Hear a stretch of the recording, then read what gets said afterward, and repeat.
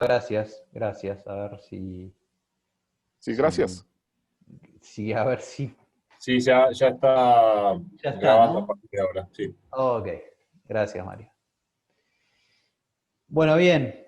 Entonces, este va a ser el contenido de la sesión de hoy y la sesión de mañana. Empiezo con la introducción. Y hay una pregunta que surge al pensar en las baterías para vehículos eléctricos, y es: ¿para qué tipos de vehículos eléctricos se emplean baterías, packs de baterías, celdas, módulos? Sin duda hay un sinnúmero de vehículos, de tipos de vehículos eléctricos para los cuales se emplean baterías, eh, que van desde bicicletas eléctricas, segways, patinetes o monopatines, motos, motocicletas, vehículos livianos, triciclos, cuatriciclos, drones, vehículos eléctricos a batería, vehículos híbridos, híbridos enchufables, vehículos a hidrógeno. Es decir, es un sinnúmero de tipos de vehículos eléctricos que utilizan baterías. Actualmente casi todas baterías de iones de litio. Voy a poner el foco en un poco en lo que se ha concentrado José María López y Paco Aparicio, en los tipos de vehículos convencionales, vehículos eléctricos puros, vehículos híbridos, vehículos de pila de combustible. Entonces, yendo a eso, el clásico o por antonomasia, el vehículo eléctrico puro es aquel que funciona a partir de la energía almacenada en la batería. Las baterías se recargan externamente. El tamaño de la batería determina la autonomía del vehículo y el tamaño del vehículo. Y estos vehículos no emiten gases durante la marcha.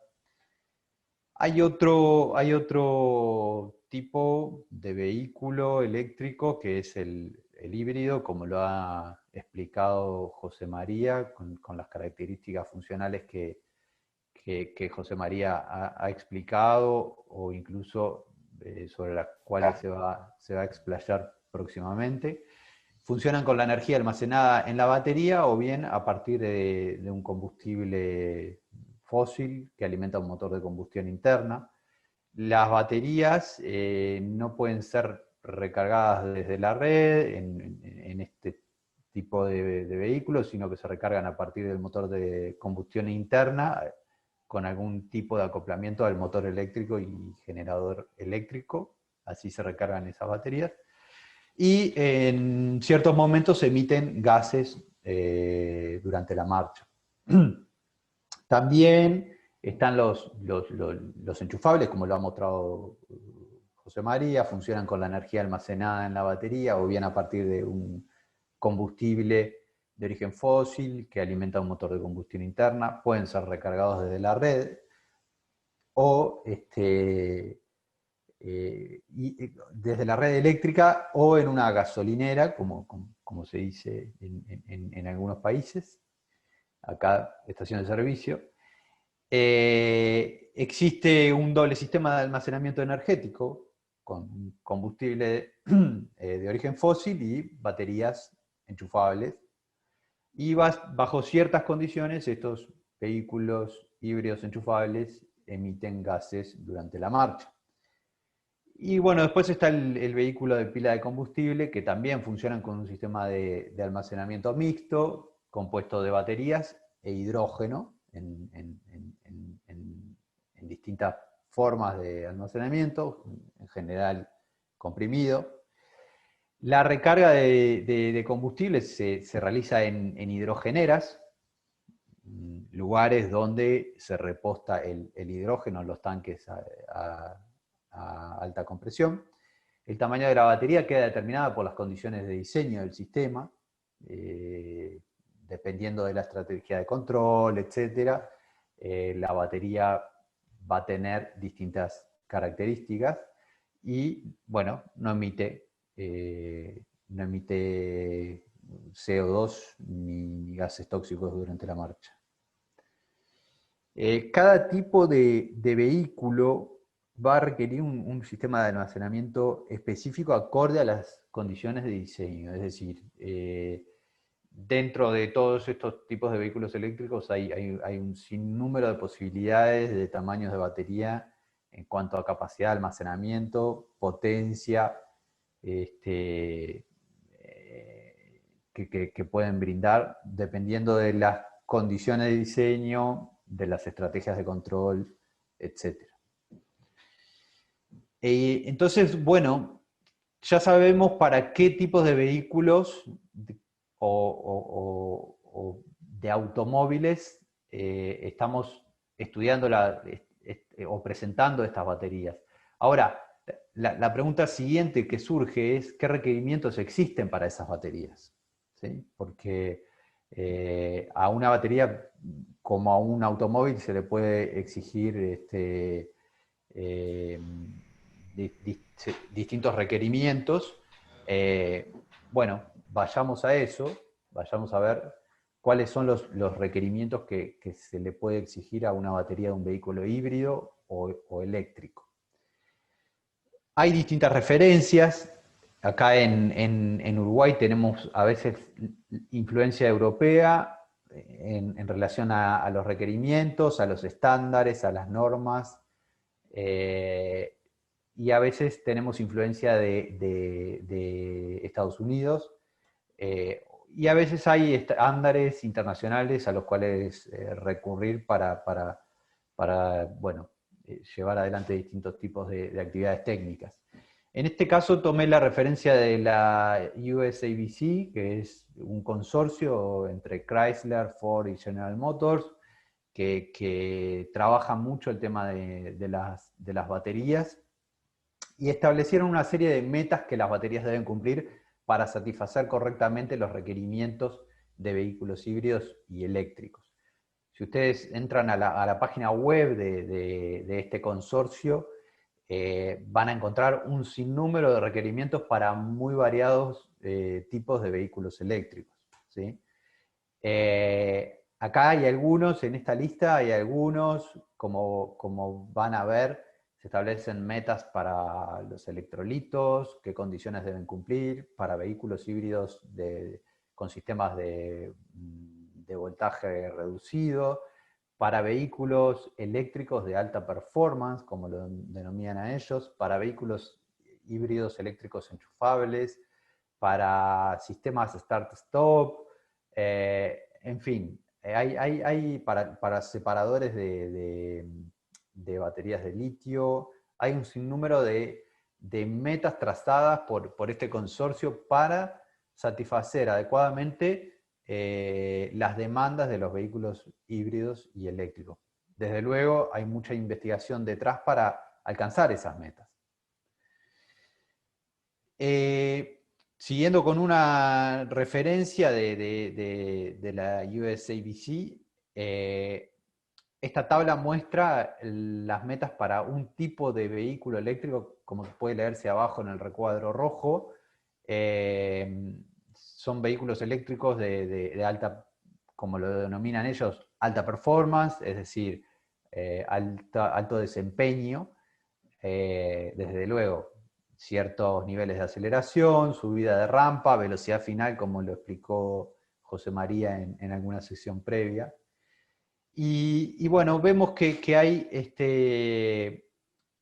requerimientos a nivel de sistema en general. Eso significa para el pack de baterías, o también metas a nivel de celda. Obviamente el comportamiento de la celda y del pack, una vez que está armado, están dispuestas las celdas en serie y en paralelo, no es el mismo. Entonces se establecen objetivos para esos dos niveles diferentes, o para la celda o para el pack de baterías.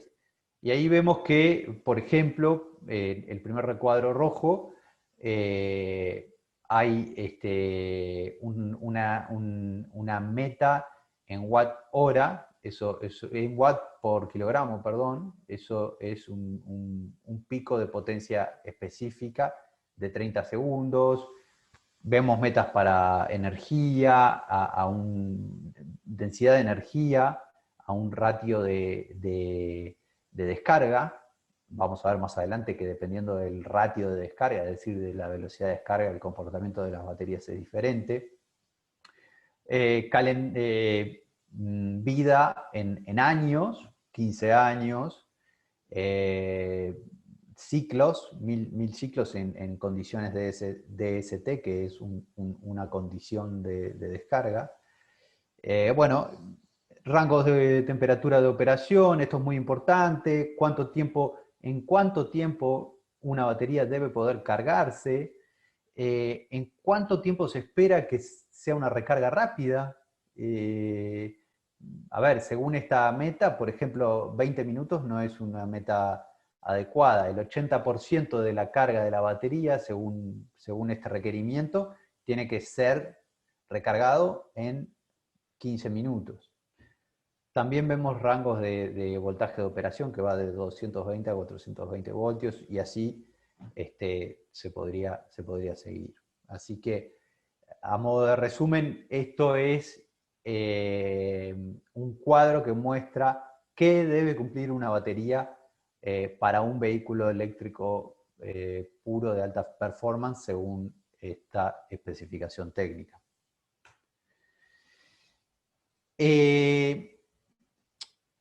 Hay otro enfoque que se puede dar para los requerimientos para baterías de vehículos híbridos y eléctricos, y es presentar el diagrama de Ragone. Es un diagrama bastante extendido en el ámbito del estudio de las baterías y distintos energéticos. Básicamente es un diagrama que muestra,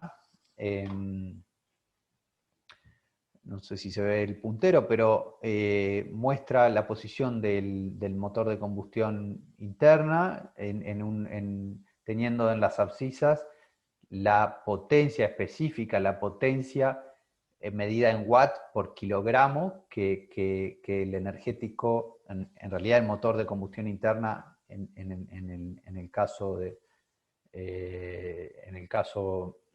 que se muestra ahí en gris, puede dar, y la energía específica, es decir, los watt-hora, la cantidad de energía medida en watt-hora por kilogramo que ese energético o que esa tecnología, mejor dicho, puede dar.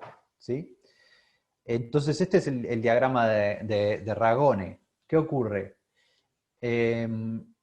Cuando la tecnología puede dar mayor potencia por unidad de masa, obviamente se está en condiciones de aumentar los requerimientos de aceleración porque esa tecnología puede brindar más potencia.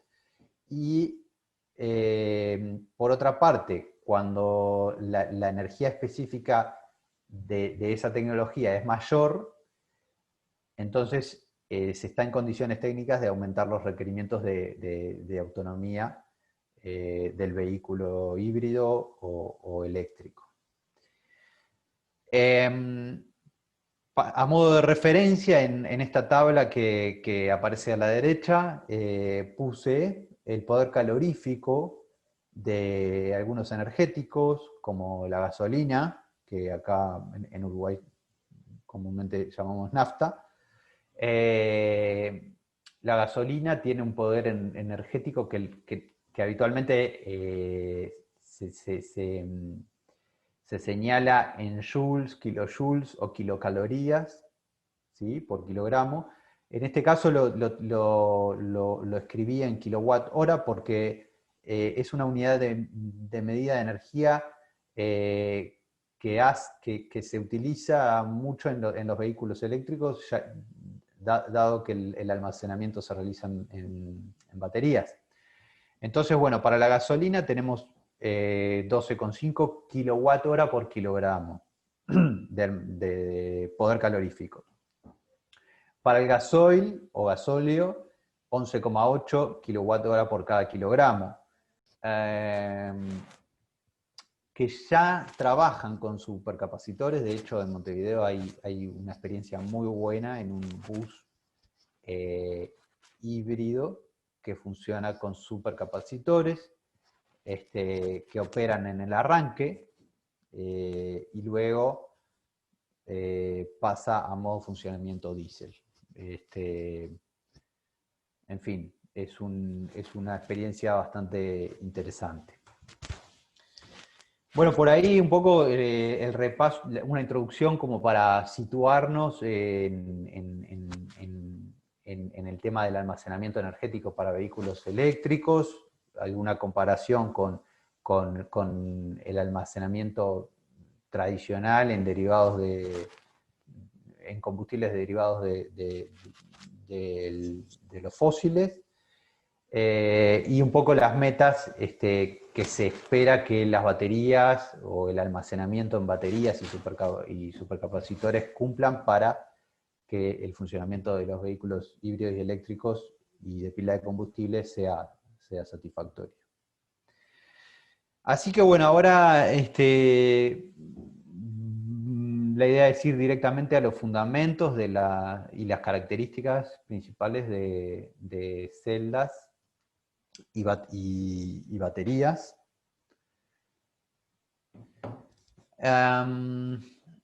Bueno, ¿cómo está constituida una celda? Esto es algo que tiene ya más de 100, diría 150 años de historia. Nada más que la tecnología y la técnica y la tecnología ha permitido que este concepto evolucione y se obtengan celdas, digamos, con una performance, un desempeño mucho más adecuado a las necesidades de la movilidad eléctrica. Típicamente, una celda, aquellas celdas galvánicas creadas por Luigi Galvani hace más de 100 años, típicamente constaron y constan de dos metales diferentes, que son los electrodos, los cuales están inmersos en una solución salina, que es el electrolito, conectados por un puente salino o separados por una membrana porosa, que es el separador. La energía eléctrica se produce a partir de reacciones de oxidación y reducción que ocurren de forma espontánea.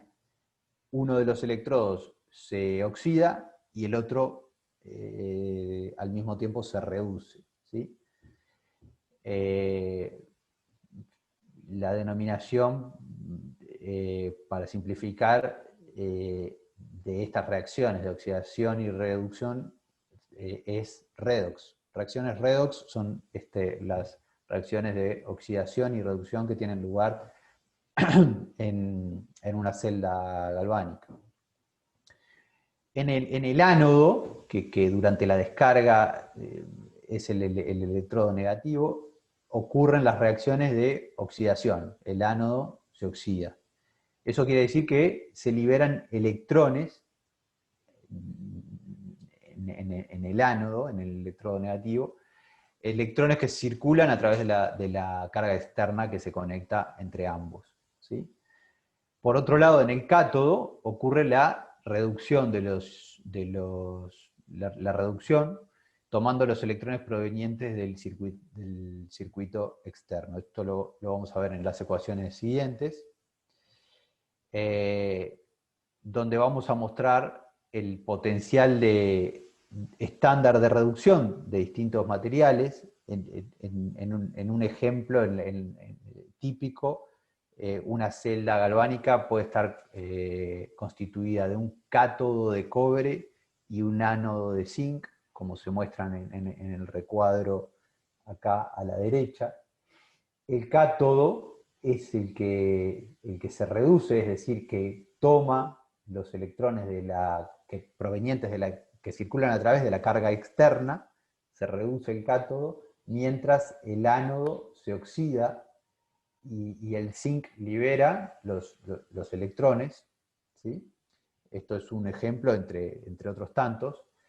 Y de esta manera, bueno, la celda galvánica se pone en operación. ¿Cuál es la tensión de celda? Cada celda tiene una tensión propia de los materiales que la componen y de su construcción, de su constitución, ¿sí? En el caso de este ejemplo de la celda de cobre y zinc, la tensión de la celda es 1,1 volt, que proviene de hacer la suma de la resta entre la tensión del cátodo y la tensión del ánodo. La tensión del cátodo es 0,34 y la tensión del ánodo es 0,76. Esto está tabulado. El potencial eh, para, para cada uno de los elementos que se ven en la tabla está determinado. La referencia es el hidrógeno, que tiene un potencial de reducción igual a 0. Se toma el hidrógeno como referencia. Y para cada uno de los elementos tabulados, que han de ser todos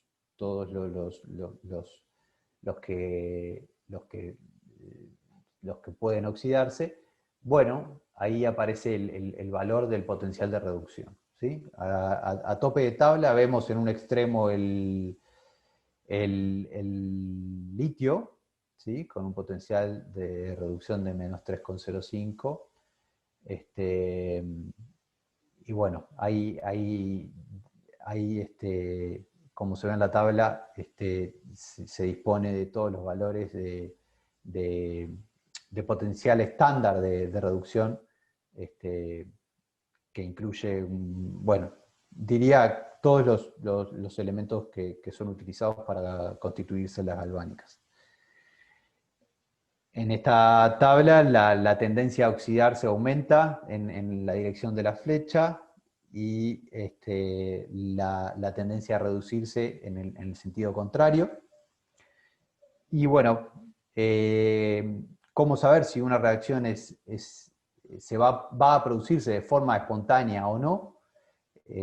Cuando se hace una disposición de una celda de esta naturaleza. Bueno, depende de la energía libre de Gibbs, que es proporcional a la tensión de la celda, inversamente proporcional, a menos de una constante. Y bueno, la reacción es espontánea si la energía libre es negativa, es decir, si el potencial es positivo, y no es espontánea cuando la energía libre de Gibbs es mayor que cero. El potencial el potencial estándar que está tabulado en esta tabla que se muestra sobre la izquierda, está determinado para condiciones de temperatura, para ciertas condiciones de temperatura, presión, concentración.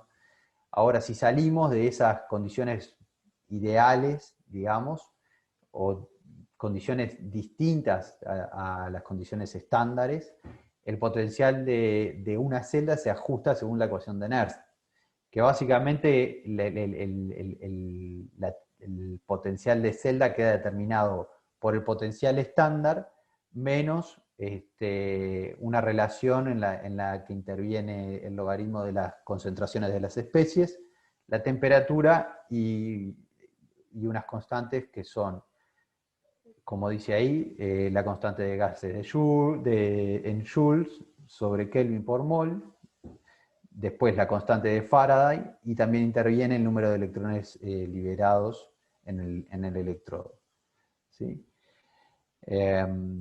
Bueno, de esta forma puede determinarse teóricamente cuál va a ser la tensión de operación de una celda fuera de las condiciones estándar, cuando es afectada la concentración de las especies, la temperatura, en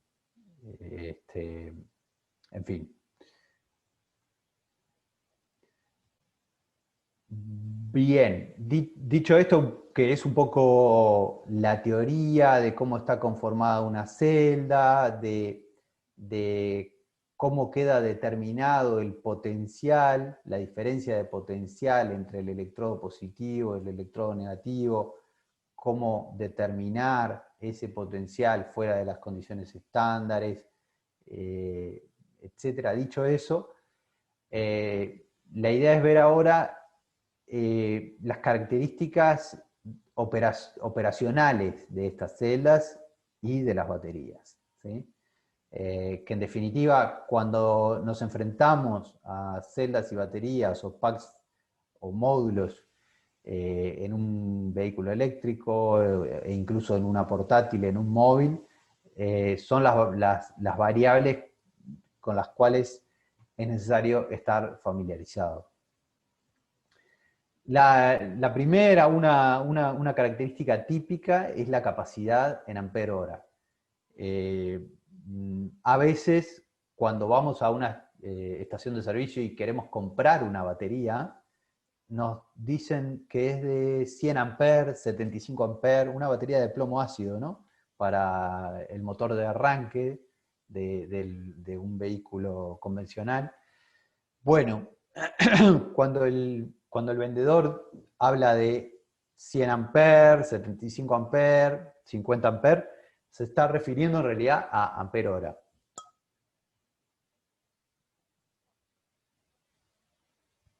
Que es una forma de medir la capacidad de almacenamiento que tiene un acumulador electroquímico. Básicamente, la capacidad en ampere horas es la cantidad de carga que una celda, una batería entrega y puede ser medida en coulombios o en ampere hora. El ampere hora es la unidad habitual, no se usan los coulombios. Un coulombio es un ampere por segundo. Se obtiene a partir de un ensayo a corriente constante, lo cual nunca ocurre en la práctica, pero así se obtiene la capacidad. Y obviamente debería ser informado la intensidad de descarga, ya que a mayor intensidad, menor es la capacidad, menor son los ampere horas que una batería va a entregar, ¿sí? Eso lo vamos a ver a continuación. La capacidad teórica de una batería se obtiene a partir de la ley de Faraday, y esto es un concepto teórico que depende proporcionalmente de la masa del electrodo que limita la reacción redox. N es el número de electrones producido por cada ion y M es la masa molar que interviene.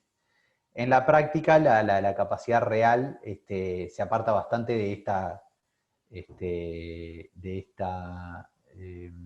elaboración teórica. En el laboratorio, ¿cómo se obtiene la capacidad? Bueno, como decía anteriormente, a partir de un ensayo a corriente constante, y no es más que la integral de la corriente en el tiempo. ¿De acuerdo? Acá se ven algunas curvas de descarga a distintas intensidades de corriente. Se observa que la curva roja sobre la izquierda del gráfico es una curva de descarga con mayor intensidad.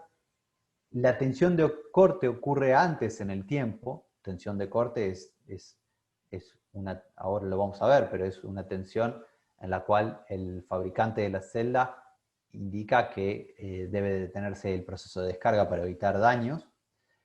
Y desde luego, a mayor velocidad de descarga, la capacidad extraída de esa celda o batería es menor, ¿sí? Si la capacidad es la integral de la corriente en el tiempo, el área abajo de la curva de este gráfico es equivalente a la capacidad que la celda entrega. Como contrapartida, acá hay sobre la derecha, una curva de descarga a intensidad bastante menor.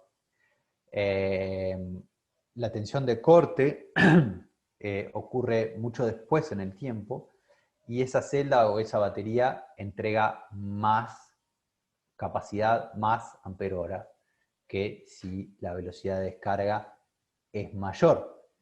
Este es un concepto fundamental de este tipo de almacenadores, ¿sí? Saber que si la intensidad de descarga aumenta, voy a obtener menos capacidad y consecuentemente menos energía. Voy a poder extraer de ese almacenador menos cantidad de energía si lo exijo más. Esa es la conclusión operativa, digamos. ¿Qué pasa si hago arreglos en serie o en paralelo de celdas? ¿Qué pasa con la capacidad? Bueno, en serie, la capacidad que entrega el arreglo, en este caso puede ser un módulo constituido de 2 celdas o más celdas en serie, la capacidad es igual a la capacidad de la menor de las celdas que están instaladas en serie. Si las dos celdas son iguales, la capacidad es igual a la capacidad de una de ellas. Por otro lado, si las instalo en paralelo, voy a tener el doble de capacidad, mientras que el voltaje obviamente se va a mantener. Y si hago arreglos en serie y en paralelo, como es habitual en vehículos eléctricos, bueno, la serie me va a permitir aumentar el voltaje. El paralelo me va a permitir aumentar la capacidad en ampere hora, ¿sí? Entonces, el arreglo de celdas en serie y en paralelo, en consecuencia, me van a permitir obtener mayor tensión, mayor capacidad y siendo el producto de ambas variables la energía, me va a permitir obtener más energía almacenada en la medida que yo realice arreglos en serie y en paralelo, arreglos de celdas en serie y en paralelo. Bien, otra de las variables fundamentales, la tensión de circuito abierto. Es el voltaje de la celda cuando no existe una carga conectada externamente. Depende de varias variables, depende del estado de carga, quiero decir de qué tan cargada esté esa celda, de la temperatura, del historial, etc. El voltaje de circuito abierto, la tensión de circuito abierto, cae bruscamente si la celda está completamente descargada, como se ve en el gráfico.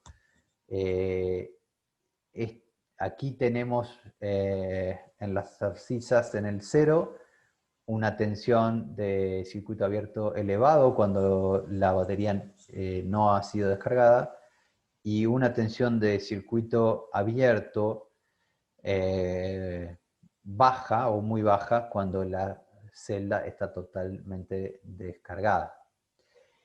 Salvo algunos tipos particulares de baterías, no existe un vínculo directo entre este voltaje de circuito abierto y el estado de carga de la batería. Es decir, no es una buena idea medir el voltaje de circuito abierto e inferir si está cargada o descargada la batería, ¿sí?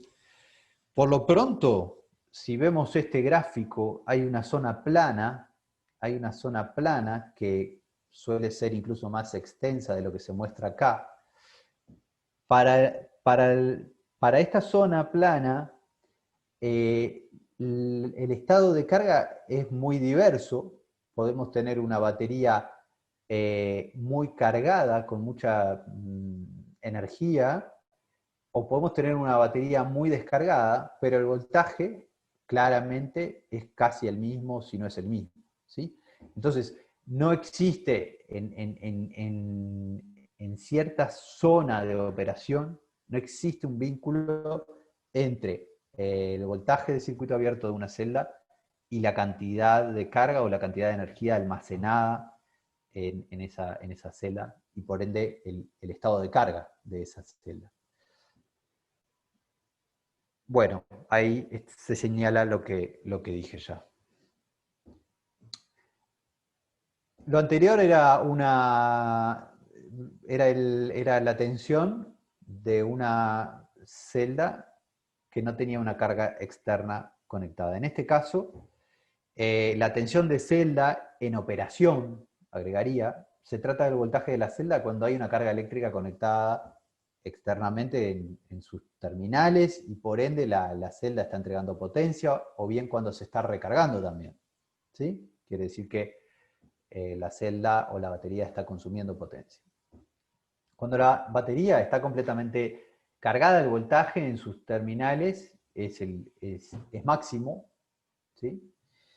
En ese caso está indicado como VFC, completamente cargado.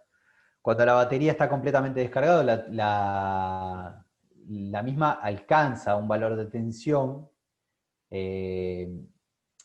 denominado voltaje de corte. Es un límite establecido habitualmente por el fabricante que no debe ser, excedido durante la descarga si no se quiere provocar un daño irreversible en esa celda o en esa batería. El voltaje de corte, ya lo vimos anteriormente, depende del ritmo de descarga. En realidad el voltaje de corte es siempre el mismo, pero ocurre antes o después en el tiempo. ¿Sí? Esto lo veíamos en el gráfico anterior. El valor de tensión de corte es único, pero puede darse antes o después dependiendo de la velocidad de descarga que se le imprima a esa celda. Bueno, la tensión de operación de la celda cae a medida que aumenta la corriente. Este gráfico muestra la tensión de celda en función ya no del tiempo, sino en función de la corriente a la cual es sometida esa celda. ¿Sí? Ahí aparecen tres mecanismos diferentes. Uno se llama polarización por activación, otro por concentración y un tercero se denomina caída óhmica. La activación por polarización corresponde a la barrera potencial que tienen que vencer las reacciones en la interfase electrodo-electrolito. ¿Sí? Por otra parte, los mecanismos de caída de tensión por concentración ocurren cuando se producen en el electrolito y corresponden a la energía necesaria para provocar la difusión de los iones en el seno del electrolito. ¿Sí? Y por último, la polarización óhmica se produce en el electrolito y corresponde a la reducción de potencial óhmico ocasionado por la resistencia del electrolito. ¿Tá? Esos tres fenómenos se suman para que cuando aumento la corriente de descarga, el voltaje cae. Eso es una comprobación inmediata que puede verse en cualquier almacenador de esta naturaleza. Es cierto que algunos son más sensibles o menos sensibles a estos fenómenos que otros, ¿sí? Pero se puede comprobar en cualquier almacenador electroquímico que si la corriente que circula durante la descarga aumenta, entonces la tensión en sus bornes va a disminuir por la suma de estos fenómenos. Bueno, por lo tanto la intensidad de descarga es un parámetro fundamental, un parámetro de operación fundamental. Acá escribí C-rate. El C-rate es en alguna bibliografía o incluso en las referencias de la USABC es muy mencionado. Representa la intensidad de corriente de descarga en forma de fracción de la capacidad, ¿sí? ¿Cómo se explica esto? Con un ejemplo puede ser más fácil de entender. Por ejemplo, si tengo una batería que entrega 100 amperios de forma nominal, un C-rate de C sobre 5 representa la intensidad de descarga, una intensidad de descarga de 100 dividido 5, es decir, 20 amperes. ¿Sí? Una descarga a un C-rate de 2C representa una intensidad de descarga de 2 veces la capacidad nominal de esa batería. Es decir, 2 por 100 amperes son 200 amperes. En concreto, el C-rate es una fracción, ¿sí? Que indica cuál es la corriente de descarga aplicada a esa batería. Y esto es un parámetro muy importante porque determina los picos de corriente a los cuales una batería, por ejemplo una batería de iones de litio, puede ser sometida de forma permanente o de forma temporal. ¿Sí? Bueno, es un parámetro fundamental en movilidad eléctrica porque las aceleraciones, las rampas, la velocidad máxima, imprimen distintas intensidades de descarga. Por lo tanto, el C-rate va a variar. No es lo mismo un C-rate de C sobre 5, como se muestra en este ejemplo, donde la intensidad de descarga es 20 amperes, que un C-rate de 2C o 3C, donde la intensidad de descarga va a ser 200 o 300 amperios, con las debidas consecuencias sobre la batería. Bueno, algunos fabricantes especifican la capacidad de la batería utilizando una nomenclatura un poco más compleja, aunque cada vez menos, afortunadamente, y cada vez más se utiliza la denominación anterior, C sobre 5, 1C, 2C, 3C, ¿sí? Pero hay que tener mucha precaución a la hora de seleccionar una batería. Para alguien que tenga la necesidad de realizar una compra, esto de acá abajo, por ejemplo, es un ejemplo extraído de un catálogo de un fabricante donde dice que la capacidad nominal es de 1400 mAh. ¿A qué velocidad de descarga? A 0,5 C5 amperes. Bueno, interpretar eso es bastante complicado y esto es, es un catálogo bastante completo de un fabricante. ¿Sí? Acá hay información redundante y eventualmente puede ser contradictoria. Entonces, tiene que estar muy claro para los técnicos, los ingenieros, los investigadores, que cuando un fabricante indica una capacidad nominal, tiene que indicar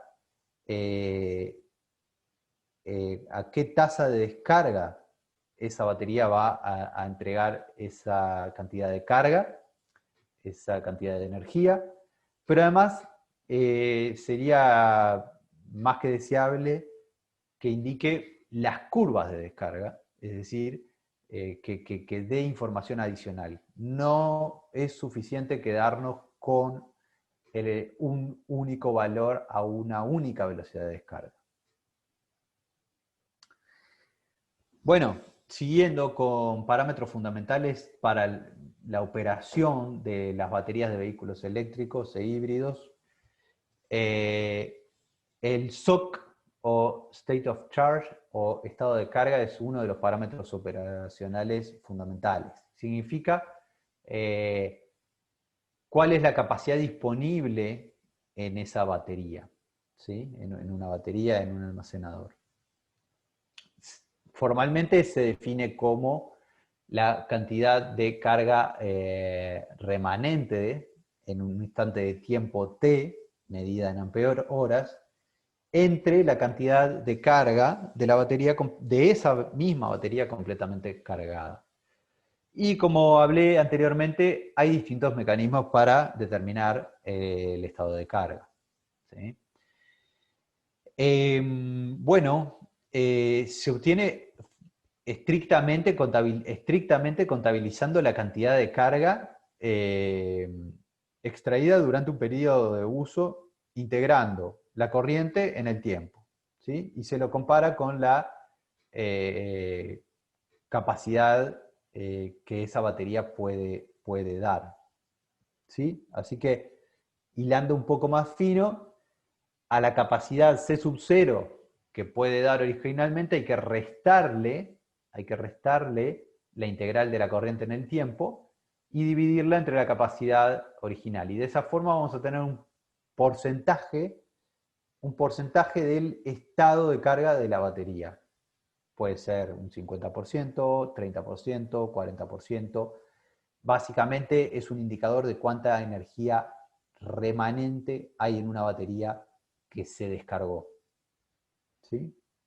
Bueno, ahí está lo que acabo de mencionar. Y varía, el estado de carga varía, no es, no es trivial decir que varía con el voltaje, varía con el C-rate, varía con los procesos de autodescarga, varía con la temperatura, varía con el envejecimiento, la degradación. Todo esto afecta al estado de carga de una batería. Típicamente puede ser obtenido por el método basado en voltaje o método basado en corriente, ¿sí? Sobre el método basado en voltaje, algo ya hablé. Se trata de establecer de forma no suficiente, según expliqué, una relación entre el estado de carga y la tensión de celda, ¿sí? La relación entre la tensión de celda y el SOC debe ser previamente conocida si se quiere emplear este método, ¿sí?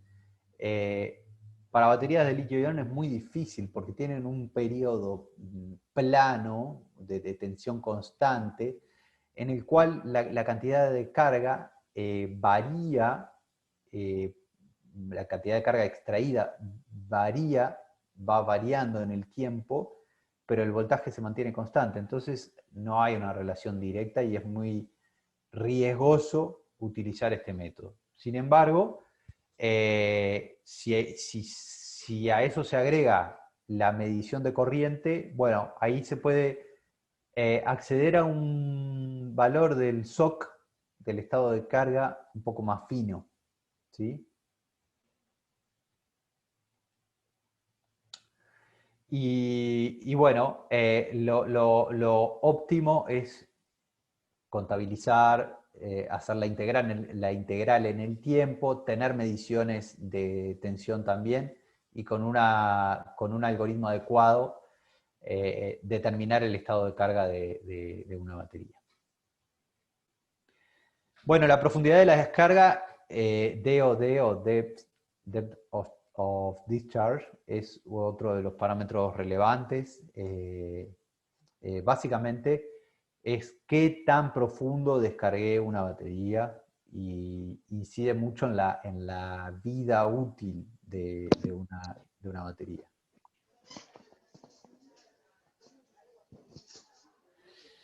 La definición es tal que se complementa el estado de carga con la profundidad de descarga para obtener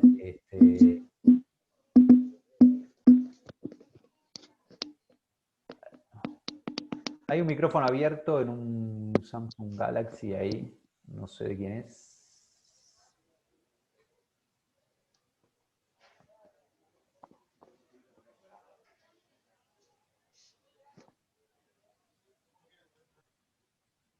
ya lo silencié. Sigo. No sé si hay preguntas hasta acá. No sé si viene todo bien. Bien, bien, sí. Bien. Gracias, Martín.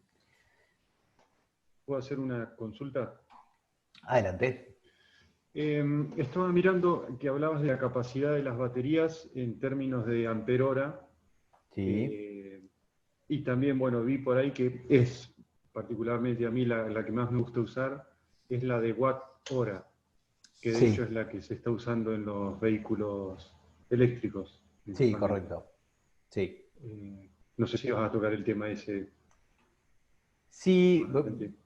sí, a ver, tal vez básicamente la capacidad la capacidad de una batería es cantidad de carga. Se mide en ampere hora, como dije. Eh, Al multiplicar los ampere hora por la tensión, obtenemos los watt hora que una batería de un vehículo eléctrico puede entregar. Eh, Algo en parte quedó establecido acá cuando indiqué los arreglos. Tal vez fue insuficiente, pero acá al final de la imagen tenemos un arreglo de celdas en serie y en paralelo. Cuando disponemos celdas en paralelo, estamos aumentando la capacidad en ampere hora. Cuando disponemos celdas en serie, estamos aumentando la tensión de operación de ese banco de baterías, de ese banco de ese arreglo de celdas. Y el producto de la tensión por ampere hora da los watt hora, que en definitiva es la unidad de almacenamiento. El watt hora es la unidad de almacenamiento ampliamente extendida en movilidad eléctrica. Watt hora o más bien kilowatt hora para vehículos de cierto porte en adelante. ¿Sí? Entonces, bueno, posiblemente más adelante, posiblemente no, más adelante vamos a seguir hablando de esta unidad, ¿sí? El watt hora, que es el producto del voltaje por la capacidad de almacenamiento en ampere hora. Y bueno, sin duda es la unidad de medida de almacenamiento de una batería.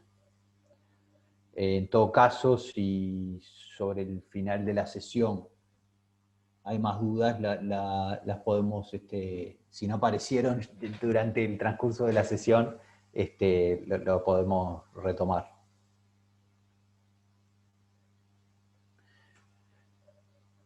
Bien, la profundidad el estado de carga, la profundidad de descarga, que es su complemento, es una variable muy importante porque condiciona la vida útil de la batería.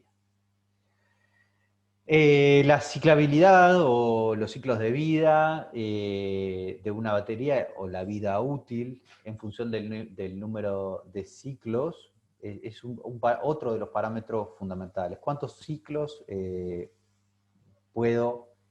a cuántos ciclos puedo someter a una batería tal que su capacidad no se vea afectada más de tanto? Es una pregunta típica. El punto es que en movilidad eléctrica es prácticamente imposible comparar ciclos con la expectativa de vida, porque los ciclos dependen de cómo lo maneje el conductor, depende de la ciudad, depende del tránsito, depende de los factores climáticos, depende de la topografía del lugar por donde se transite. Entonces, la vida útil de una batería no va a ser lineal. Supongamos, un ciclo completo, si yo voy de casa al trabajo todos los días, ahí puedo establecer una relación más o menos razonable entre cuántas veces lo recargué y lo descargué y cuánto me va a durar esa batería. Pero bueno, no es fácil en un vehículo eléctrico hacer una relación directa entre cuántos ciclos va a durar, entendidos en esos términos, y la profundidad de descarga de la batería, ¿sí? Sin embargo, es una medida que se utiliza, ¿sí? Sin embargo, es una medida que se utiliza. Entonces, usualmente el fabricante informa cuántos ciclos va a durar una batería. Y para informar cuánto va a durar una batería, indica a qué porcentaje de descarga. Porque si le extrae hasta la última gota de energía, eso va a cambiar, ¿sí? Entonces, habitualmente se hacen ensayos para un 80% de DOD, de profundidad de descarga, y de esa forma se determinan cuántos ciclos una batería va a durar, y el fabricante informa la duración de la batería en esos términos, al 80% de la profundidad de la descarga. Y desde luego a cierta velocidad de descarga. Una pregunta, Juan. Javier. Acá en el trabajo tenemos un jack eléctrico y hay una parte de cargar que dice macrobiana, no sé por qué, que carga hasta el 80% de la batería. La pregunta es, ¿conviene más cargarlo, no cargarlo hasta el 100% entonces o hay alguna relación o algo? No sé, te pregunto ante el desconocimiento. Sí, correcto. Mira, a ver, es difícil salirse de lo que el diseñador impuso, ¿sí? Es de esperar que el vehículo, cuando llega a cierto estado de carga, corte solo. Naturalmente. ¿Por qué? Porque una sobrecarga dañaría inmediatamente la batería, y no solo la dañaría, sino que habría riesgo de explosión y de incendio, ¿sí?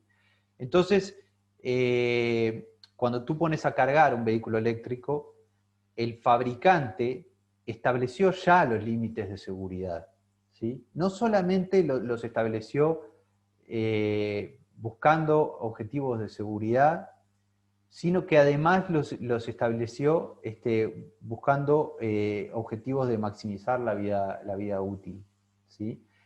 Entonces, es muy difícil saber, no tenemos la información nunca, de esa batería, del jack en este caso, qué porcentaje el vehículo va a utilizar, ¿sí?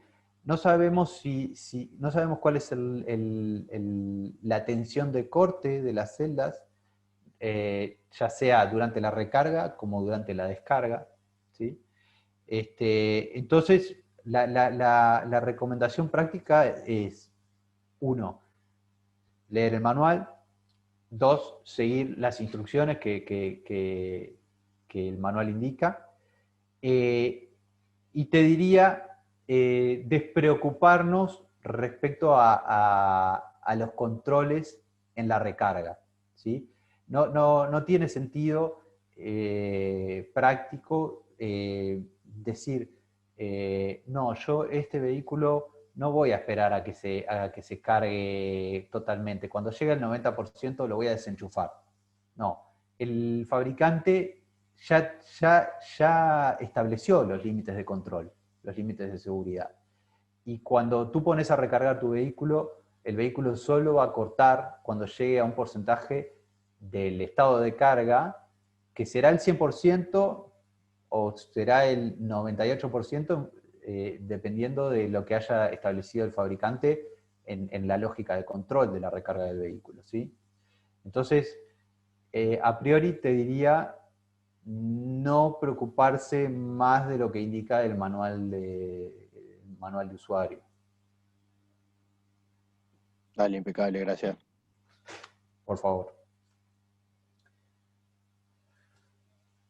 Bueno, ahí se indica la vida de la batería se reduce con el DoD, es decir, si yo la llevo a los límites de descarga, también de recarga, debido a mayores niveles de estrés inducidos en los electrodos, expansión, contracción, problemas electroquímicos de distinta naturaleza, la formación de dendritas, etc.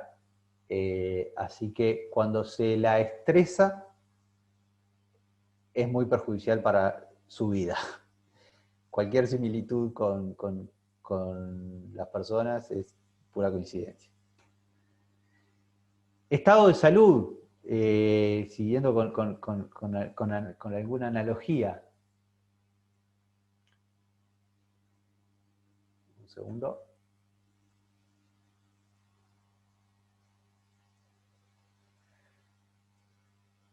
Tú, Francisco, supongo que me preguntás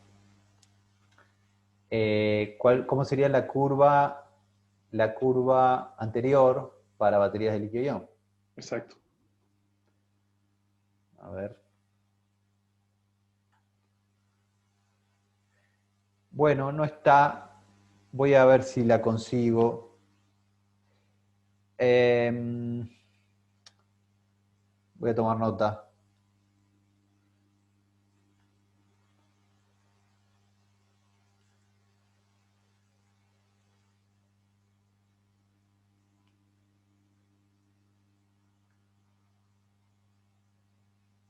Voy a ver si mañana, en la sesión de mañana, puedo presentar una curva para litio-ion. Gracias. Por favor. Sigo entonces. Estado de salud, state of health, este es un parámetro crítico y muy importante, sobre todo para la segunda vida de las baterías. Es una medida de la máxima cantidad de carga eléctrica en ampere hora, o bien en watt hora, como preguntaban anteriormente, que puede ser extraída de una batería en el ciclo iésimo o después de tantos años de uso, porque no necesariamente tiene que estar asociado al ciclado, en comparación con la cantidad de carga máxima que entrega esa misma celda o batería en su estado original. Entonces, bueno, ahí aparece la definición, CI máximo en el iésimo ciclo o en el momento iésimo, en comparación con el original, ¿sí? Obviamente una batería nueva tiene un estado de salud de 100%. Y el detrimento del estado de salud del SOH está asociado a procesos de degradación y envejecimiento, sobre los que influyen la corriente de descarga, la corriente de recarga, la temperatura de operación, si existieron o no sobrecargas y sobredescargas en esa batería, cuáles fueron las condiciones de almacenamiento durante periodos de reposo, ¿sí? Todo eso influye en la salud de las baterías. Y esto es muy importante, desde luego. Eficiencia energética, rápidamente. Las pérdidas energéticas aparecen en forma de pérdida de potencial, por lo que la eficiencia energética puede ser definida como el potencial de operación entre el potencial termodinámico. Esto es una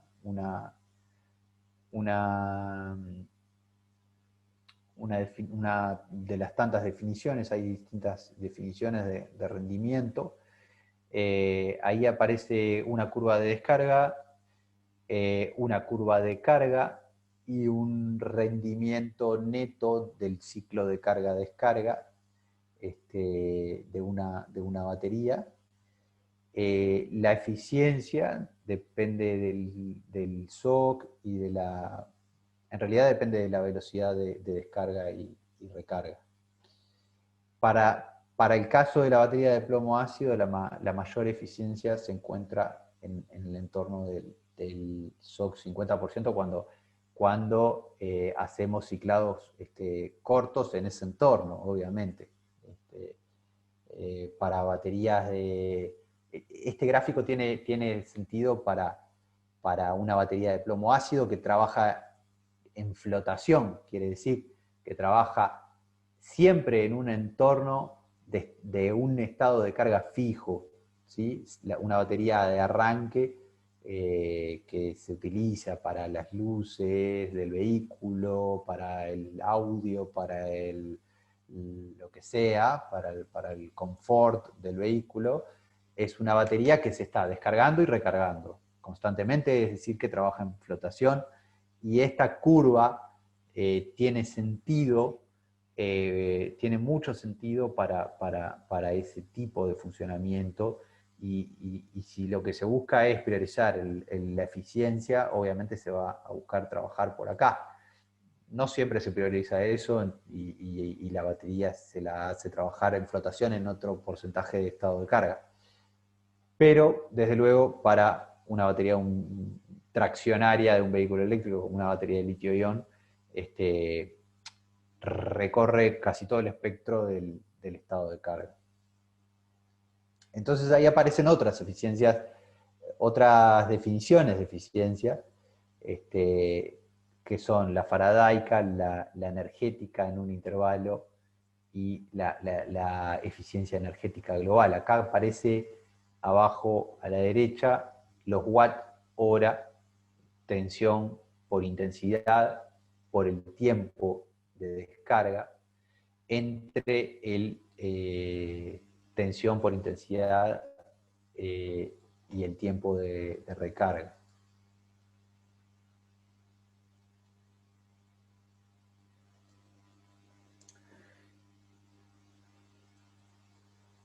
Ah, sí, Mario pregunta, indicar quién es el Samsung Galaxy S5. Bueno, entonces, estas definiciones de eficiencia energética tienen sentido naturalmente para el uso de una batería traccionaria, como por ejemplo las baterías de iones de litio utilizadas en vehículos eléctricos, ¿sí? Acá aparece otra vez la unidad de medida del watt hora, que se mencionaba anteriormente. No recuerdo el nombre de la persona que lo mencionó.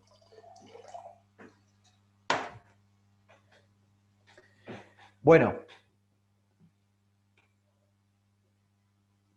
siguiendo con otros de los parámetros operacionales, la energía específica es la energía por unidad de masa que una celda o una batería puede, en realidad, más que pueda entregar, diría que es la energía que almacena por unidad de masa, ¿sí? Esto es importante más bien a los efectos del diseño, porque, bueno, determina la masa del vehículo. La batería es, desde luego, el componente más caro del vehículo, pero bueno, también al aumentar la masa del vehículo, las condiciones de desempeño se van a ver modificadas. Acá hay una referencia que extraje de la US ABC, ¿sí? Que indica que como meta a nivel de sistema y a nivel de celda, se espera para el tipo de vehículo que mencioné que a una tasa de descarga de C/3, la energía específica en watt-hora por kilogramo alcance 235 watt-hora por kilogramo a nivel de pack de batería. Esto es una de las metas, ¿sí? En general, se está un poco por debajo de este valor aunque se está bastante cerca de alcanzarlo en muchos casos.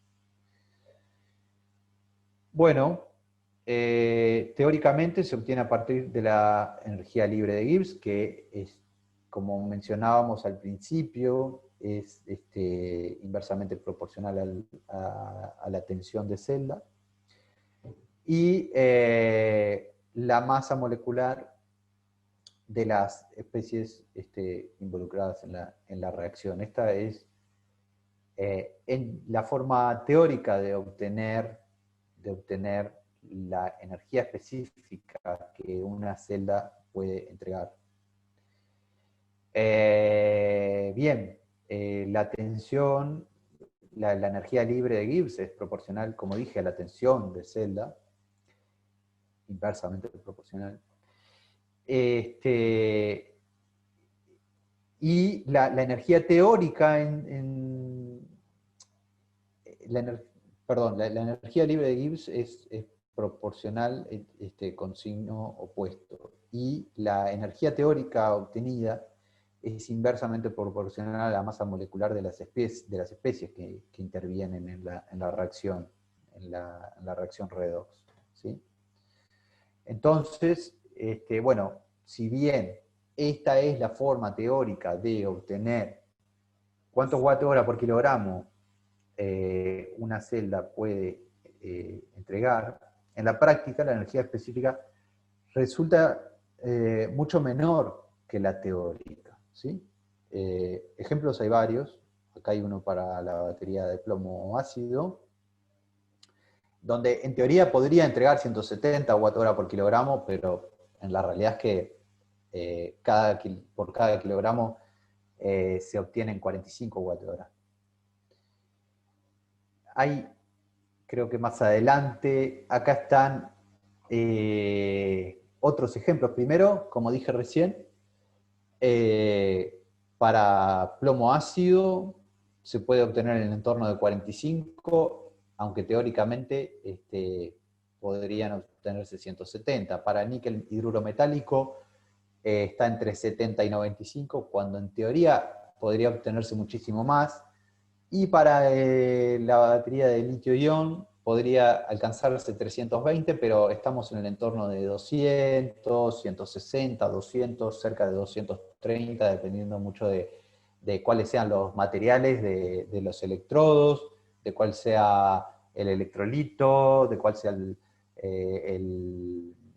la técnica constructiva, etc. ¿Sí? Entonces, la energía específica depende de los materiales que compongan, como dije, de los materiales que compongan los electrodos, cátodo, ánodo, electrolito. Idealmente, estos elementos, como el litio, el sodio, son útiles para el ánodo porque tienen un bajo peso atómico y una electronegatividad bastante elevada. Y estos otros componentes metálicos son idealmente útiles para el cátodo por su bajo peso atómico también y su tendencia a ceder electrones. Para la selección de materiales, para la construcción de electrodos, además de la electronegatividad y además de la masa atómica, hay que tener en cuenta la conductividad de los materiales, que sean estables, que sean compatibles con los materiales de los colectores, del electrolito, que haya disponibilidad, que el costo sea razonable, que no sea tóxico como el cadmio, y que el impacto ambiental, bueno, que sea el mínimo posible. De hecho, uno de los grandes argumentos que se manejan para la transición hacia la movilidad eléctrica es mitigar el impacto ambiental de los combustibles derivados del petróleo, así que es más que relevante el tema del impacto ambiental. Esto lo acabo de presentar. mostrando algunos valores de energía específica de algunas tecnologías. Luego la potencia es algo muy relevante, porque la potencia, obviamente, que un automóvil pueda dar, o que se le va a solicitar, tiene que estar en consonancia con la potencia que la batería pueda estar en condiciones de entregar, ¿sí?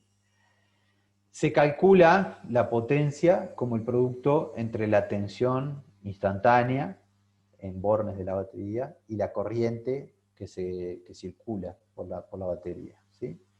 Acá aparece un modelo, más adelante vamos a hablar de los modelos, de cómo modelar una batería, ¿sí? Cómo representar en un diagrama eléctrico una batería. Ahí a la izquierda se ve un diagrama elemental, donde hay una tensión de circuito abierto y hay una resistencia interna colocada en serie, ¿sí? Obteniéndose de esta manera el voltaje de batería en bornes del circuito. Si se modela la batería de esta forma, como una fuente ideal en serie con una resistencia, obviamente el voltaje de esa batería, VBAT, va a ser el voltaje de circuito abierto, o CB, menos la resistencia por la intensidad que circule, ¿sí?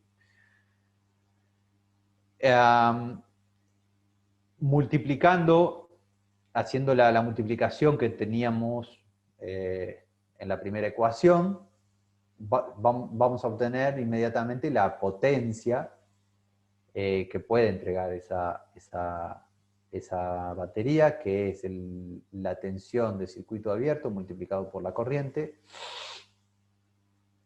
menos la resistencia interna por el cuadrado de la intensidad que circula por la batería. De esa forma se obtiene una curva de potencia en función de la corriente extraída, que tiene una forma parabólica, naturalmente con un punto máximo para cierto valor de corriente, y teniendo en cuenta que estamos modelando la batería como una fuente ideal en serie con una resistencia, o mejor dicho, una resistencia en serie con una fuente de tensión ideal. Bien, por el teorema de máxima transferencia de potencia para circuitos de este tipo, la potencia máxima se extrae cuando la resistencia externa conectada en bornes de esa batería es igual a la resistencia interna del modelo, ¿sí? Eso quiere decir que hay un valor de potencia máxima que se puede extraer de esa batería, como el voltaje de circuito abierto al cuadrado, dividido 4 veces la resistencia interna del modelo, ¿sí? Tanto el voltaje del circuito abierto como la resistencia interna dependen del SOC, del estado de carga de esa batería, por lo que la potencia máxima que puede dar una batería también va a depender del SOC. Esto hace que no sea trivial obtener cuál es la potencia máxima que una batería puede dar, porque el SOC a su vez depende de muchas variables, como la temperatura, la corriente.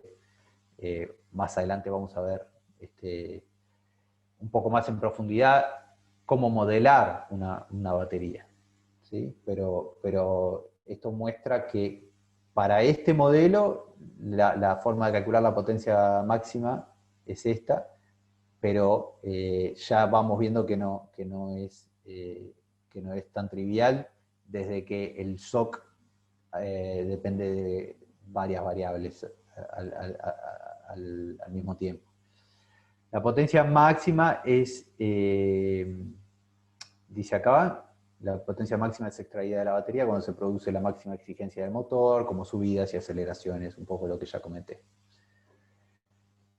Bien, en función de la tensión, la potencia máxima de la batería tiene el máximo en la mitad de la tensión del circuito abierto. Esto se deduce de lo anterior. Pero en la práctica, la tensión de funcionamiento está limitada a un valor mínimo durante la descarga. Por lo tanto, la potencia máxima va a ocurrir para dicho valor de tensión, ¿sí? O sea, en este valor. Nunca vamos a poder llegar a extraer ese valor de potencia máxima teórico que calculamos a partir del modelo. ¿Por qué? Porque el voltaje mínimo va a estar limitado por el sistema de control de la batería. Siguiendo con esto, la potencia nominal es la potencia que puede ser extraída de forma continua de la batería por periodos prolongados sin ocasionar daños, lo cual desde ya no coincide con la potencia máxima. Por supuesto, la potencia nominal es bastante menor que la potencia máxima. Bien, la potencia máxima que puede entregar una batería debe ser especificada por el fabricante del vehículo eléctrico, indicando las condiciones de temperatura, shock y tiempo. Este es un ejemplo de Renault, donde indica que la máxima potencia de descarga, el pico máximo de potencia de descarga, puede ser mayor a 85 kilowatts durante 10 segundos a 25 grados de temperatura y con un estado de carga de la batería del 20%. Un estado de carga bajo, ¿sí? Muy bajo. Y esto es acorde a lo que veíamos en la anterior slide, donde quedaba de manifiesto que la máxima potencia ocurre a niveles bajos de tensión, ¿sí? Llama la atención en esta especificación técnica que Renault haya indicado que la potencia pueda ser mayor a 85 kilowatts durante 10 segundos y no hasta 85 kilowatts. Pero bueno, así está escrito. Bajo ciertas condiciones se produce un detrimento de potencia, una merma en la potencia, como por ejemplo condiciones extremas de temperatura. En la indicación anterior se establecían 25 grados. Esta misma hoja técnica de Renault indica que hay un detrimento en la potencia y dice que la máxima potencia, tanto en la descarga como en la recarga, se puede ver reducida cuando la temperatura es demasiado alta. Entonces, a 60 grados, la potencia pasa a ser cero. Así de drástica es esta indicación técnica. Bien. Vayamos a la potencia por unidad de masa. Potencia por unidad de masa es el cociente entre la potencia nominal y la masa de la batería. Esto es importante para el diseño del automóvil, ¿sí? Potencia durante la recarga. Durante la recarga de la batería existen restricciones de potencia para evitar daños. Obviamente esto está establecido en el sistema de control que el automóvil tiene incorporado. En este caso, para esta misma batería de Renault, la potencia pico durante la recarga suele ser menor que la potencia pico durante la descarga o durante el uso, durante el manejo. ¿Sí? Entonces, para esta misma batería, la máxima potencia pico admisible para la recarga son 35 kilowatts. ¿Sí? Y acá dice, following BMS limitations, lo que significa que la recarga, y esto está muy en consonancia con la pregunta de Javier, si no me equivoco, respecto a qué hacer con el auto cuando lo pongo a cargar. ¿Sí? Y bueno, acá el fabricante dice que esto está limitado por el sistema de gerenciamiento de la batería. ¿Sí? El vehículo, con su sistema de control, establece las limitaciones que correspondan.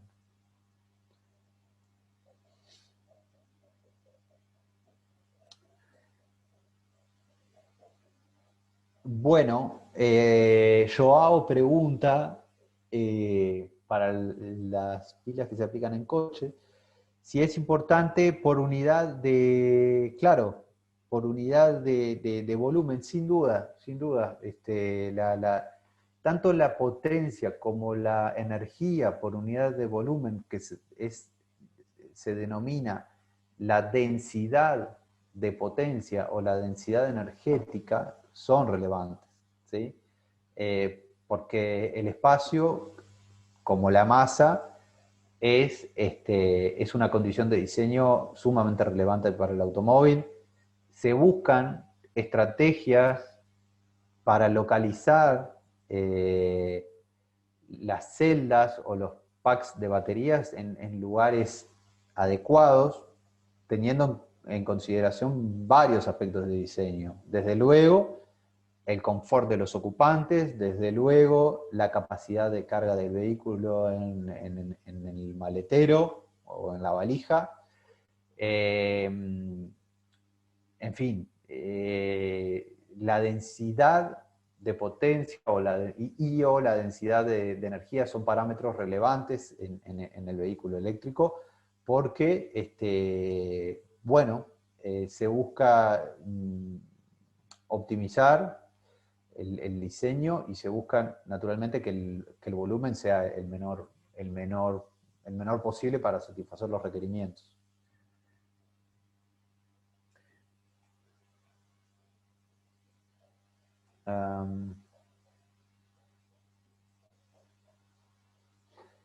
Bien. Acá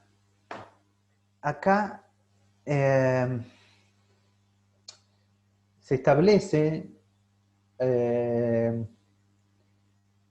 pico de descarga durante 30 segundos. Aquí aparece el concepto de densidad de potencia, como preguntaba recién Joao.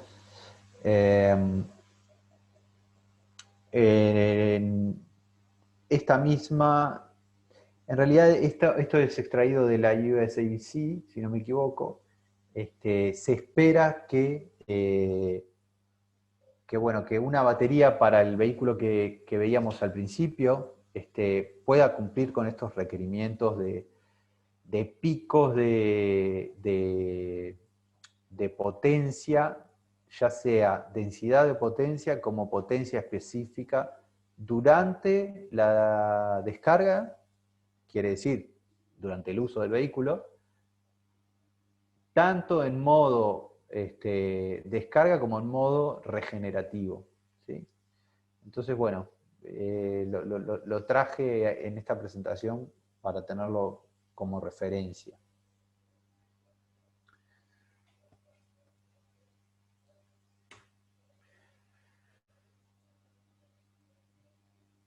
Bien. Bueno,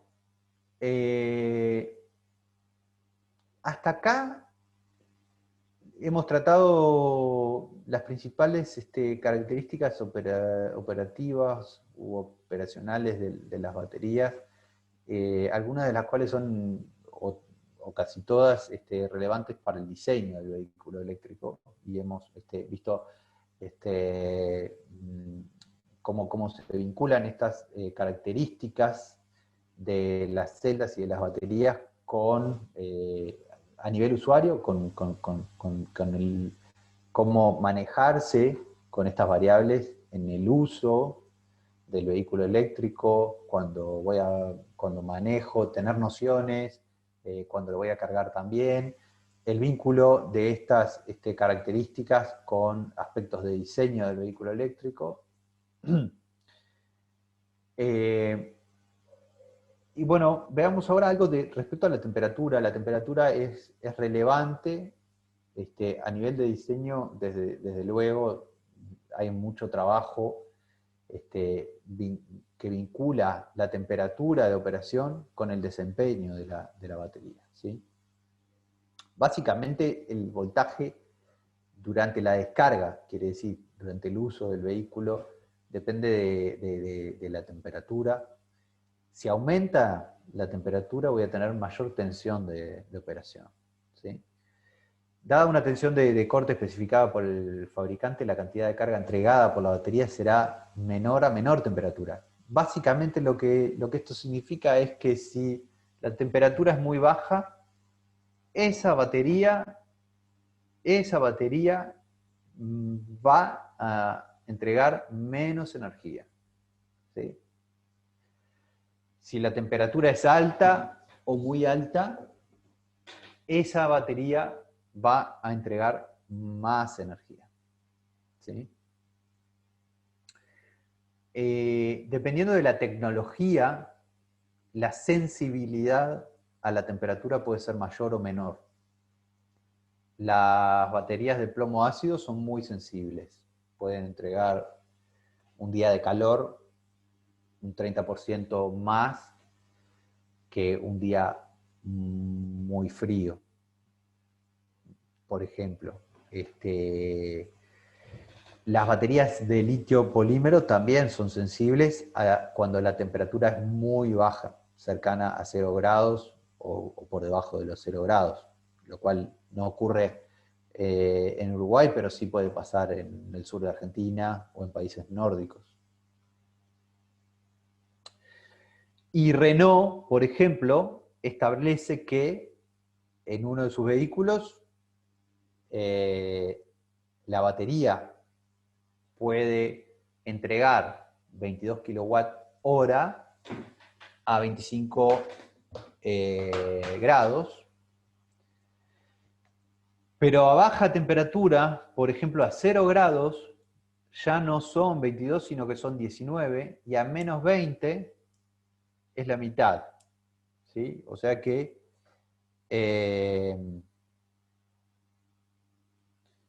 la sensibilidad de estas baterías es muy importante. La sensibilidad a los cambios de temperatura es muy importante. Bueno, hasta acá, lo que quería decir respecto a la temperatura es muy relevante. El desempeño de la batería se ve modificado de forma muy sensible en general ante cambios de temperatura. Bien, como es mucho lo que hay para decir, voy a seguir. No sé si hay preguntas hasta acá.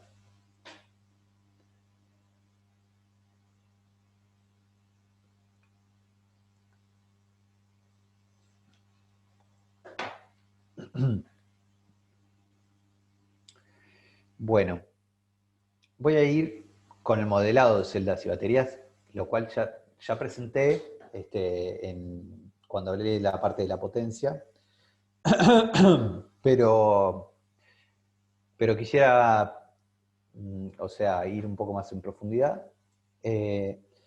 El modelado de una celda o de una batería es útil para llevar a cabo, para desarrollar, para el desarrollo, para el diseño, para evaluar el desempeño, ¿sí? Sirve para hacer simulaciones de sistemas eléctricos que incorporan las baterías. Hay distintos tipos de modelados. El modelado eléctrico, típicamente el que vimos anteriormente, de una resistencia interna en serie con una fuente de tensión ideal. Bueno, este tipo de modelados, como dije, es usado para entender el funcionamiento de celdas, de baterías, para hacer simulaciones. No solo en el vehículo eléctrico, sino también en otras aplicaciones como el uso de almacenamiento estacionario y baterías conectadas a la red, ¿sí? Y bueno, los modelos empíricos son utilizados para determinar capacidad de almacenamiento, autonomía de un vehículo, entre otros estudios que pueden ser realizados. Este modelo resistivo ya lo presenté anteriormente, describe el comportamiento de celdas y o baterías en un circuito elemental de una resistencia en serie con una fuente de tensión ideal. VBAT es el valor de la tensión en bornes de esa batería. OCV es Open Circuit Voltage, es el valor de tensión con el circuito abierto, sin carga externa conectada. Rint es la resistencia interna de la batería. Tanto el voltaje de circuito abierto como la resistencia interna no son constantes, sino que dependen de ciertos factores, de otras variables. Por ejemplo, el voltaje de circuito abierto depende del estado de carga, qué tan cargada o descargada esté esa batería. Lo veíamos en una de las primeras curvas de tensión en función del estado de carga. Y la resistencia interna varía también con el estado de carga, por ejemplo, y varía también con la temperatura, ¿sí? La dependencia del voltaje de circuito abierto y la resistencia interna con el estado de carga y la temperatura son determinados mediante ensayos de laboratorio. Ya vimos que el voltaje de la batería queda determinado como la resta del voltaje de circuito abierto, al cual hay que restarle la resistencia por la intensidad de la corriente que circula, ¿sí? Ahora, ¿cómo varía el voltaje de circuito abierto con el SOC? Esto es extraído de un paper, no tengo anotado acá misma la referencia, pero se muestran distintas curvas donde se puede ver que a medida que el SOC disminuye, el voltaje de circuito abierto disminuye. Esto lo veíamos en una de las primeras curvas, en la curva en la cual presentamos el voltaje de circuito abierto, nada más que estaba puesta al revés, ¿sí? Pero además hay una diferencia importante entre distintos tipos de tecnología de baterías de iones de litio, que dicho sea de paso las vamos a ver en la sesión de mañana. Por ejemplo, LMO es la de más arriba, es un tipo de batería de litio-ion. La de más abajo es aparentemente NCM más LMO. tratando de seguir los colores. Bueno, la de verde es litio fosfato de hierro, que es un tipo de tecnología de iones de litio bastante utilizada. Por otra parte, en este mismo modelo, la resistencia interna depende, como decía en la slide anterior, del estado de carga y de la temperatura. Del estado de carga no es tan preocupante, salvo en el caso de más arriba, que tiene una variación bastante pronunciada. Y la dependencia de la resistencia interna con la temperatura sí es bastante marcada, ¿sí?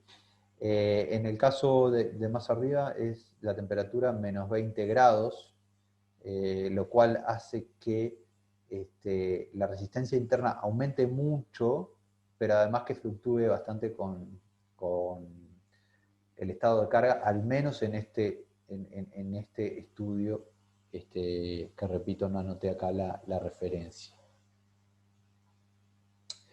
Bueno, hay otros modelos que tienden a ser un poquito más complejos,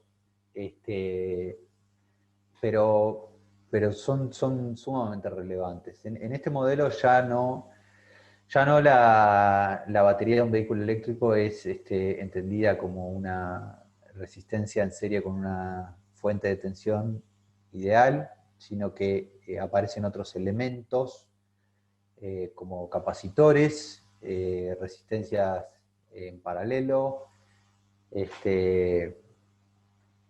Y bueno, ¿qué significa cada una de estas cosas? U representa la tensión en bornes de la batería. E representa la tensión de circuito abierto, desde luego, y la corriente que circula por la batería. Y acá hay distintas resistencias que vienen a representar distintos aspectos del comportamiento de la batería. R ohm, que es esta resistencia que está acá en el medio, es una resistencia debido a la resistividad de los materiales y de contactos. No depende de la corriente y aumenta con la temperatura según esta bibliografía. R-pol representa la resistencia de polarización debido a la movilidad de iones, conductividad del electrolito, superficie de los electrodos, depende de la corriente y se reduce con la temperatura, es esta resistencia que aparece acá, en paralelo con un capacitor, ¿sí? En la bibliografía no estaba explicitado el significado de este capacitor, pero ya me anoto porque CPOL es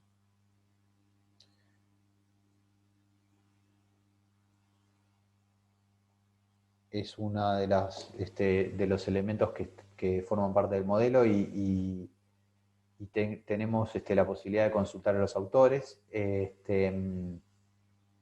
R-Self es una resistencia que se introduce a los efectos de modelar la autodescarga de la batería. Tiene valor introducir esta resistencia solamente cuando se hacen ensayos de baterías o pruebas de baterías que están almacenadas por cierto periodo de tiempo sin ser utilizadas, ¿sí? Y bueno, acá abajo está la ecuación a través de la cual puede obtenerse el voltaje en función de esas variables, donde está excluida la capacitancia, sobre la cual voy a consultar a los autores. Bien, hasta ahí dos ejemplos, uno, y este otro, de cómo modelar mediante un circuito eléctrico una batería, ¿sí? De un vehículo eléctrico. Pero hay otros aspectos, y con esto termino la sesión de hoy, que que tienen que ver con el modelado de la transferencia de calor de la batería. Obviamente esto es muy importante en baterías de cierto porte en adelante, no tanto desde luego en bicicletas o triciclos o cuatriciclos eléctricos, sino más bien vehículos medianamente grandes. ¿Por qué? Porque se genera mucho calor durante el uso de la batería y ese calor hay que removerlo para proteger la batería, para evitar riesgos en la batería, para maximizar la vida útil de la batería, ¿sí? Entonces, bueno, por eso es necesario hacer modelos de la transferencia de calor en baterías para vehículos eléctricos, ¿sí? Y estudiar el fenómeno. El calor generado por la batería puede ser entendido como la suma de tres fenómenos, que son el efecto Joule por la resistencia interna, resistencias de polarización y calor generado por reacciones electroquímicas. Bueno, acá aparecen las expresiones de esos tres fenómenos internos de la batería, ¿sí? Esas son las expresiones teóricas. Esas tres expresiones sumadas es el calor total generado dentro de la batería y ese calor tiene que ser removido. El calor extraído por convección depende del área de intercambio, ¿sí? En el sistema de enfriamiento. El coeficiente de convección, H, y la diferencia de temperatura entre el interior de la batería y el exterior de la batería, ¿sí? Esto es termodinámica. Así queda determinado el calor que va a ser removido por convección de esa batería, el coeficiente de convección, el área efectiva y la diferencia de temperatura entre el exterior y el interior de la batería. Para un pack que tenga cierta cantidad de celdas, el refrigerante utilizado para enfriar esa batería debe extraer todo el calor generado internamente, ¿sí? Entonces, de esta forma, es posible establecer el flujo másico de refrigerante, ¿sí? Esa diferencia de calor que yo tengo que remover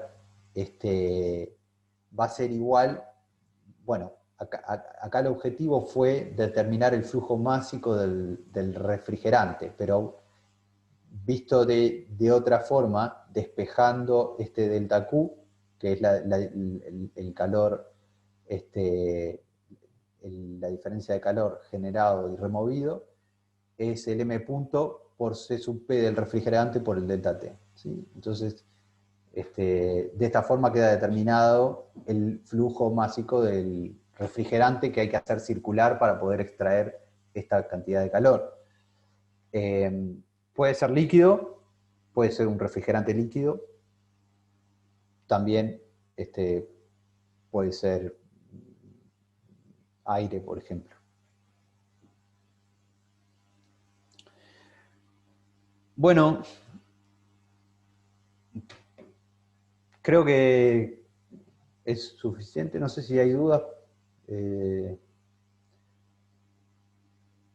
respecto a estos temas, al modelado térmico, modelado eléctrico. Una consulta. Adelante. ¿Tiene información de cómo es la distribución de temperaturas en la batería cuando la batería está en funcionamiento y se calienta? Es decir, si yo miro el perfil de la celda, si voy a tener una distribución de temperatura más grande en los extremos, más grande al medio, ¿de dónde me convendría a mí sacarle el calor a la batería a la hora de, perdón, la celda a la hora de refrigerarla? Si a partir de los extremos, a partir de los laterales. Bueno, Lo voy a buscar para la sesión de mañana.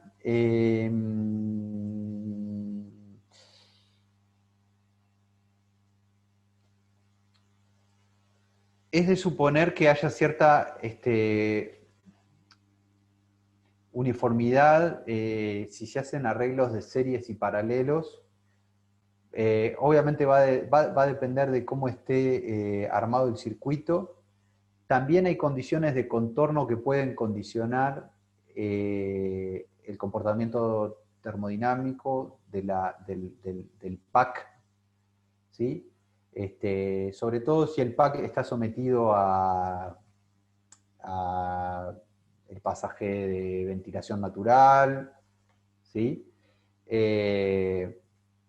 Pero lo voy a repasar y si consigo algo más específico sobre el tema, mañana mañana lo traigo.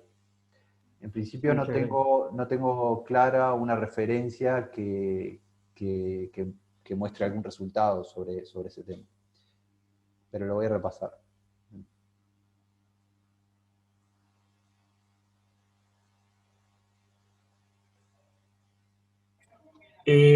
Juan, simplemente quería comentar de vuelta, es importante que si no ingresan a la clase con usuarios que tengan su nombre, nos digan quiénes son, porque nosotros tenemos formalmente que ver clase a clase los que están participando, a pesar de que es virtual.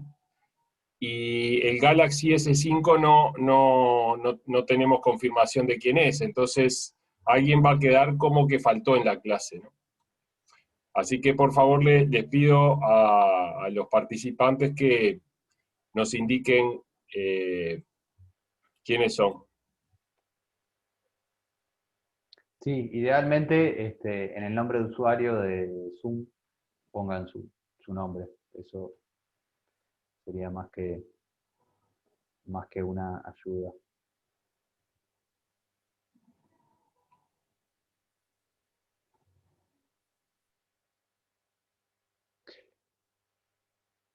Bien, gracias por el comentario, Ramón. Voy a repasar esa referencia respecto al comportamiento térmico.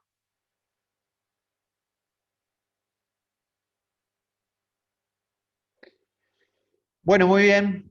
Si no hay más preguntas, dejamos por acá.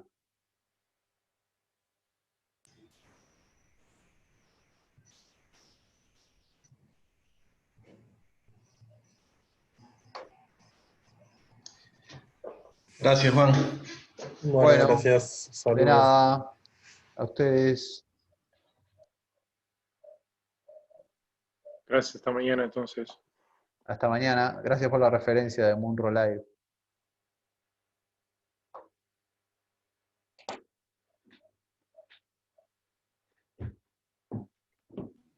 Gracias, hasta mañana.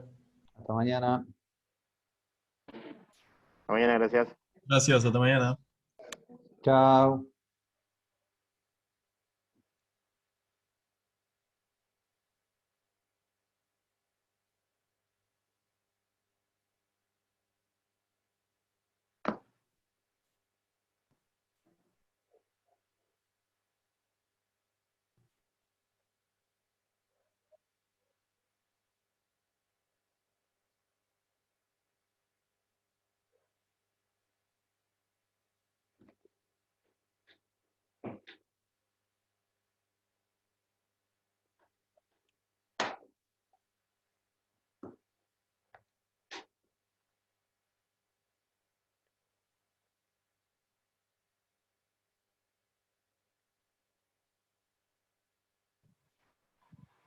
Hasta luego. Hasta luego.